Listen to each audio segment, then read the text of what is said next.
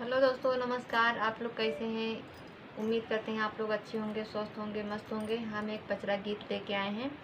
आप लोग फुल वॉच करके देखिए और आप लोग कमेंट में ज़रूर बताना कैसा है हमारा गीत। छाना छाना बदलेली रूप माई मोरी शीतला भवानी। छाना छाना बदलेली रूप माई मोरी शीतला भवानी। शीतला भवानी हो जग महारानी। शीतला भवानी हो जग महारानी। छन छन बदलेले रूप माई मोरी शीतला भवानी। छन छन बदलेले रूप माई मोरी शीतला भवानी। जब मैया पहिनै हो लाल रंग साड़िया। जब मैया पहिनै हो लाल रंग साड़िया।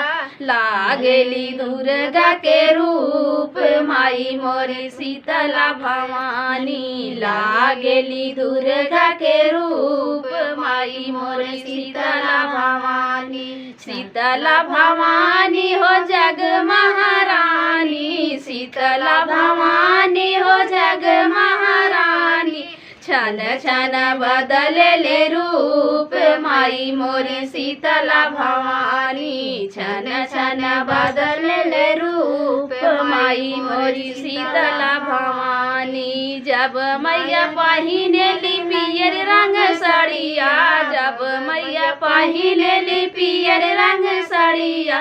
लागेली लक्ष्मी के रूप माई मोरी शीतला भवानी। लागेली लक्ष्मी के रूप माई मोरे शीतला भवानी। शीतला भवानी हो जग महारानी। शीतला भवानी हो जग महारानी। छन छन बदलेली रूप माई मोरी शीतला भवानी। छन छन बदलेली रूप माई मोरे शीतला भवानी। जब मैया पहिनेली हरी रंग साड़िया।